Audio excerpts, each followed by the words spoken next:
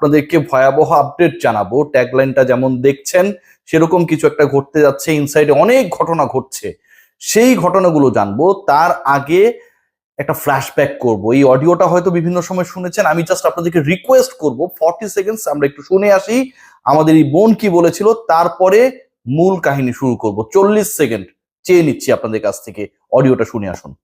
রাজশাহীতে যখন আমি আন্ডার 18 ট্রায়াল দিতে যাই, তখন স্যার আমাকে ডেকে বলে যে তোমার ঠোঁটে লিপস্টিক, তোমার গালে সানস্ক্রিন, তোমার চোখে কাজল, তোমাকে দেখে তো যে কোনো ছেলে পাগল হয়ে যাবে। আমি নিজেই তো পাগল হয়ে যাচ্ছি, তো আমি স্যারের এই কথাগুলো ইগনোর করি, কোনো পাত্তা দিই না। পরে আমাকে আবার কল দিয়ে বলে যে তুমি ঢাকায় আসলে আমার সাথে আলাদাভাবে দেখা করবা, তোমার রুমমেট যখন থাকবে না তখন তুমি আমাকে কল দিবা, আমাকে ফোর্স করবা। তারপরে আমাকে বলে যে তোমার খেলার বিষয়ে একটু দেখবো, তোমার ঢাকার খরচ আমি দেখবো, তুমি বিষয়গুলো কাউকে জানাবা না, কাউকে বলবা না, আমাদের মধ্যে সিক্রেট থাকবে।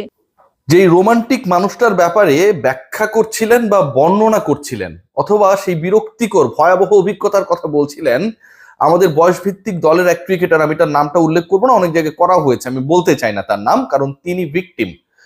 সেই ক্রিকেটার যার ব্যাপারে বলছিলেন, আপনাদের শুনে মনে হতে পারে যে এটা কি আসলে রোমান্সের কিং শাহরুখ খান তাকে যে কথাগুলো বলছিল, তোমার ঠোঁট সুন্দর, তুমি কাজল দিলে ভালো লাগে, সানস্ক্রিন ইউজ করলেও নাকি ভালো লাগে, মানে বুঝলাম না এটা কোন টাইপের ভালো লাগা। তুমি আমাকে ফোন করবা, আমাকে ফোর্স করবা, এবং যখন রুমে একা থাকবা তুমি আমাকে ডাকবা, এবং তোমার আশপাশে কেউ যেন না জানে। মনে হতে পারে যে এটা কোনো একটা হিন্দি মুভি, বাংলা মুভি, থাকে না হলিউডের অনেক মুভিতে লাভ ইন ফার্স্ট সাইট, প্রথম দেখাতেই প্রেমে পড়ে যায়, এরকম কোনো ঘটনা, এরকম কোনো ঘটনা না। যেই মানুষটা, যেই নোংরা মানুষটা আমাদের এই ছোট বোনকে, আমাদের সন্তান তুল্য এই নারীকে, নারী ক্রিকেটারকে, স্বপ্নবাজকে আসলে বাজে ইঙ্গিত করেছিল, সেই লোকটার নাম হচ্ছে সজল চৌধুরী।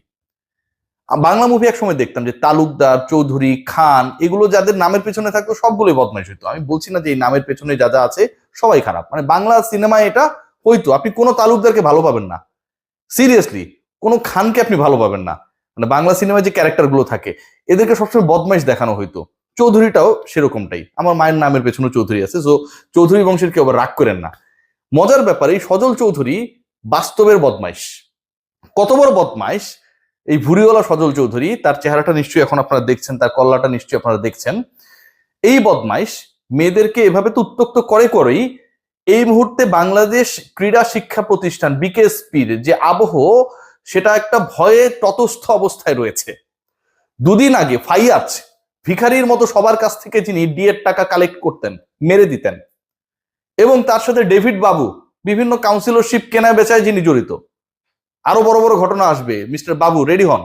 বাবু নামগুলোই কেন যেন আসলে আমার লিস্টে চলে আসছে নানা সময়, বাবু সোনারা, ডেভিড বাবু, তারা যখন শাসালেন, আমি যখন রিপোর্ট করলাম বিকেএসপিতে তাকে বের করে দেওয়া হলো।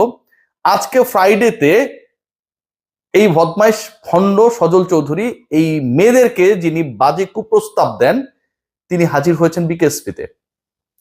আমিনুল ইসলাম বুলবুল, যিনি ভাজা মাছ উল্টে খেতে জানেন না, ভয়াবহ ভদ্র মানুষ, কোনো কিছুই বোঝেন না, ক্রিকেটের প্রেমে পড়ে গেছেন, বাংলাদেশকে তিনি অস্ট্রেলিয়া বানাবেন। আপনারা মনে করেন এই কথাটা তিনি বলেছেন, আমি বুলবুলের পক্ষে বিপক্ষে বলছি না। অস্ট্রেলিয়া মনে আছে David Warner and Steven Smith test চলাকালে সাউথ আফ্রিকার এগেনস্টে, আমার কাছে যতটুকু মনে পড়ে, ভুলও হতে পারে, সাউথ আফ্রিকা আর ওয়েস্ট ইন্ডিজ, বল টেম্পারিং করেছিল, পদত্যাগ করলেন। ক্রিকেট অস্ট্রেলিয়ার সে সময়